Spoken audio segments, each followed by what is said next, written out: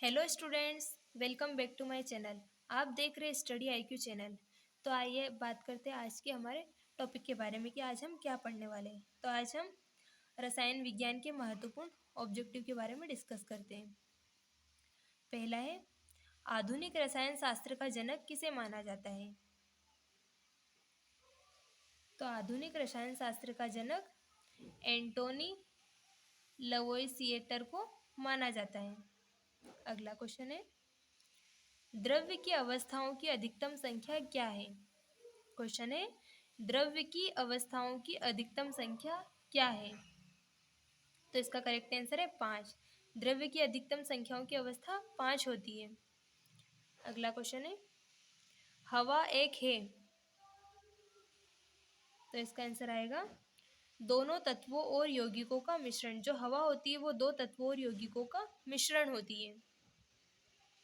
अगला क्वेश्चन है, किसी तत्व का परमाणु भार ज्ञात करने के लिए निम्नलिखित में से किसके साथ उस तत्व के परमाणु भार की तुलना की जाती है?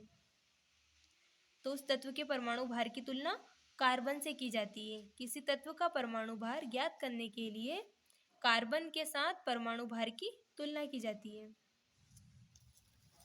अगला क्वेश्चन है, विश्व का प्रत्येक पदार्थ अत्यंत सूक्ष्म कणों से मिलकर बना होता है। ये जो कथन है सबसे पहले किसने कहा था? तो विश्व का प्रत्येक पदार्थ अत्यंत सूक्ष्म कणों से मिलकर बना होता है, ये कथन कणाद ने कहा था। अब अगला क्वेश्चन है, पदार्थ का परमाणविक सिद्धांत सर्वप्रथम किसने प्रतिपादित किया था? तो पदार्थ का परमाणविक सिद्धांत सबसे पहले जॉन डाल्टन ने प्रतिपादित किया था। अगला क्वेश्चन है, किसी परमाणु के लिए प्लम पुडिंग मॉडल किसके द्वारा दिया गया था? तो किसी पदार्थ के लिए प्लम पुडिंग मॉडल सबसे पहले जे थॉमसन के द्वारा दिया गया था। अब अगला क्वेश्चन है, एक परमाणु के 3 आधारभूत अवयव कौन से हैं? तो उसका करेक्ट आंसर है प्रोटीन, न्यूट्रॉन तथा इलेक्ट्रॉन। एक परमाणु के 3 आधारभूत अवयव होते हैं प्रोटीन, न्यूट्रॉन तथा इलेक्ट्रॉन। अगला क्वेश्चन है, द्रव्यमान संख्या किसका योग है? तो द्रव्यमान संख्या प्रोटॉन और न्यूट्रॉन का योग है। अगला है, वर्ष 1897 में इलेक्ट्रॉन की खोज किसने की थी? तो वर्ष 1897 में इलेक्ट्रॉन की खोज जे थॉमसन ने की थी। इलेक्ट्रॉन की खोज जे थॉमसन ने की थी। अब अगला क्वेश्चन है, इलेक्ट्रॉन का एंटी पार्टिकल क्या है? तो इलेक्ट्रॉन का एंटी पार्टिकल जो होता है वो पॉजिट्रॉन होता है। इलेक्ट्रॉन का एंटी पार्टिकल पॉजिट्रॉन होता है। अगला क्वेश्चन है, किसी पदार्थ में मुक्त डैश की उपस्थिति उसे विद्युत का सुचालक बनाती है। तो किसी पदार्थ में इलेक्ट्रॉन की उपस्थिति उसे विद्युत का सुचालक बनाती है। तो इसका करेक्ट आंसर है इलेक्ट्रॉन। अब अगला क्वेश्चन है, न्यूट्रॉन की खोज किसने की थी? तो न्यूट्रॉन की खोज चैडविक ने की थी। न्यूट्रॉन की खोज चैडविक ने की थी। अगला क्वेश्चन है, किसी परमाणु की परमाणविक संख्या से निम्नलिखित में से किसकी संख्या का पता चलता है? तो किसी परमाणु की परमाणविक संख्या से प्रोटॉन की संख्या का पता चलता है। प्रोटॉन की संख्या का। तो इसका करेक्ट आंसर आएगा प्रोटॉन। अगला है, किसी तत्व का सर्वाधिक अभिलाक्षणिक गुणधर्म निम्नलिखित में से कौन सा है? तो किसी तत्व का सर्वाधिक अभिलाक्षणिक गुणधर्म होता है वो परमाणु क्रमांक का होता है। तो इसका करेक्ट आंसर है परमाणु क्रमांक आएगा।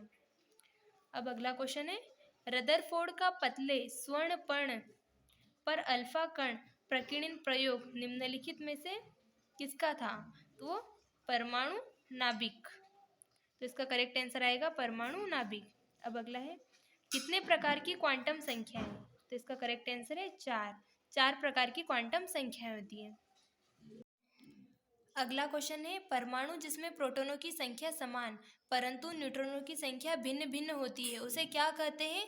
तो उसे समस्थानिक कहते हैं। समस्थानिक में प्रोटॉनों की संख्या तो समान होती है पर जो न्यूट्रॉन होते हैं उनकी संख्या भिन्न होती है या अलग अलग होती है। अगला है, जब किसी तत्व के परमाणु की एक से ज्यादा द्रव्यमान संख्या होती है तो उसे क्या कहा जाता है?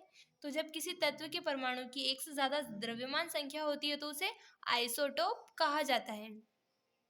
अगला क्वेश्चन है, आइसोटोप्स के रासायनिक गुण है। तो जो आइसोटोप के रासायनिक गुण होते हैं वो आइसोटोप भिन्न भिन्न होना मतलब पसंद करते हैं या फिर आवश्यक होते हैं।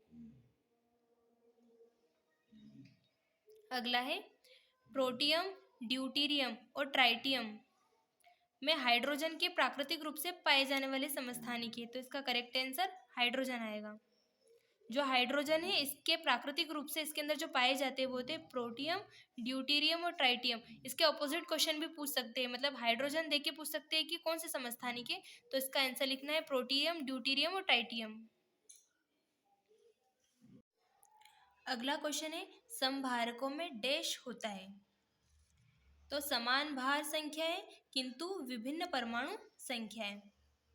संभारकों में समान भार संख्याएं होती है और उनका परमाणु और किंतु उनमें विभिन्न परमाणु संख्या, मतलब परमाणु संख्याएं अलग अलग प्रकार की होती है और परमाणु भार समान होता है संभारकों में। तो इसका करेक्ट आंसर है ए वाला। अगला क्वेश्चन है, किसी तत्व के रासायनिक गुणधर्म किस पर निर्भर करते हैं?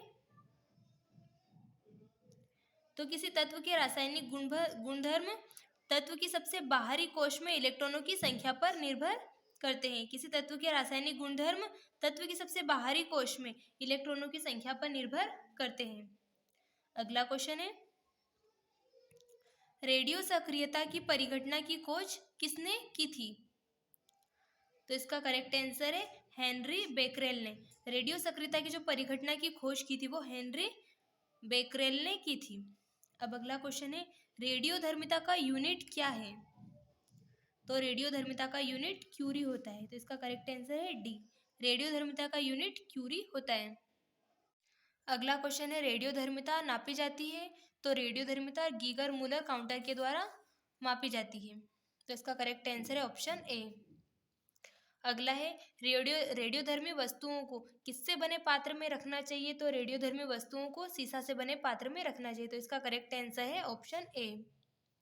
अगला क्वेश्चन है, रेडियोधर्मी तत्व किसका उत्सर्जन करते हैं? तो रेडियोधर्मी तत्व अल्फा, बीटा और गामा विकिरणों का उत्सर्जन करते हैं। रेडियोधर्मी तत्व होते हैं वो अल्फा, बीटा और गामा विकिरणों का उत्सर्जन करते हैं। तो इसका करेक्ट आंसर ऑप्शन बी। अब अगला क्वेश्चन है, न्यूनतम पारगम्य शक्ति किरण कौन सी होती है? तो जो सबसे न्यूनतम पारगम्य शक्ति किरण होती है वो अल्फा किरणें होती है। तो करेक्ट आंसर है ऑप्शन ए। अब अगला क्वेश्चन है, अल्फा कण में क्या होते हैं? तो अल्फा कण में 2 प्रोटॉन व 2 न्यूट्रॉन होते हैं। अल्फा कण में 2 प्रोटॉन और 2 न्यूट्रॉन होते हैं। तो करेक्ट आंसर है ऑप्शन ए। अगला क्वेश्चन है, गामा किरणें किससे बनी होती है? तो गामा किरणें विद्युत चुंबकीय तरंगों से मिलकर बनी होती है। जो गामा किरणें होती है विद्युत चुंबकीय तरंगों से मिलकर बनी होती है। तो इसका करेक्ट आंसर ऑप्शन डी आएगा। अब अगला क्वेश्चन है, कार्बन डेटिंग निम्न की आयु निर्धारण हेतु प्रयुक्त होती है। जो कार्बन डेटिंग होती है वो किसकी आयु के निर्धारण हेतु प्रयुक्त होती है? तो वो जीवाश्म की आयु के निर्धारण हेतु प्रयुक्त होती है कार्बन डेटिंग। तो इसका करेक्ट आंसर ऑप्शन ए आएगा।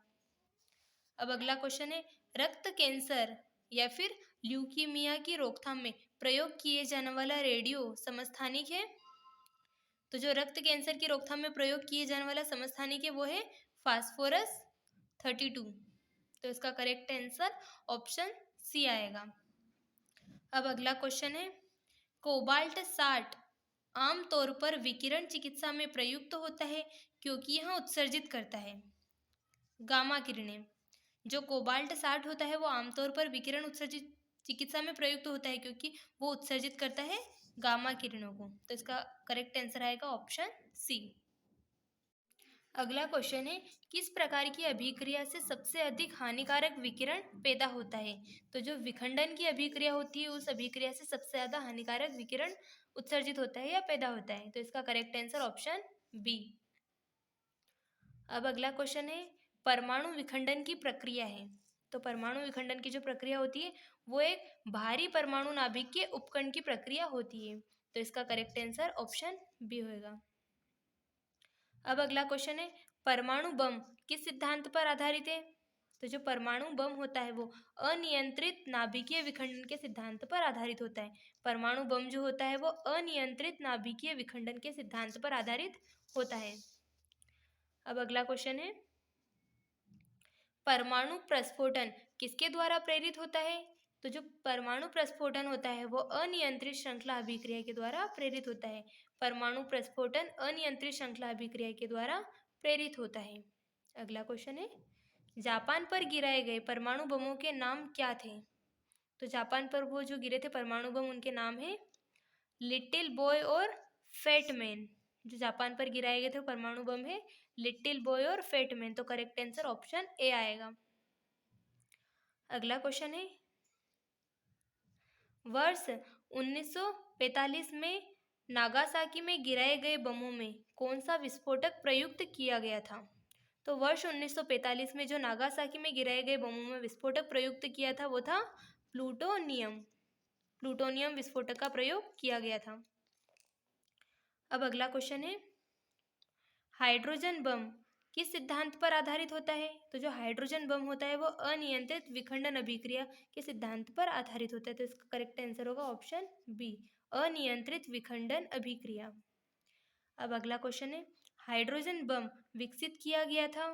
तो हाइड्रोजन बम कौन से वैज्ञानिक के द्वारा विकसित किया गया? तो हाइड्रोजन बम एडवर्ड टेलर के द्वारा विकसित किया गया था। तो इसका करेक्ट आंसर होगा ऑप्शन ए, एडवर्ड टेलर के द्वारा विकसित किया गया था। अगला क्वेश्चन है, परमाणु रिएक्टर का आविष्कार किसने किया था?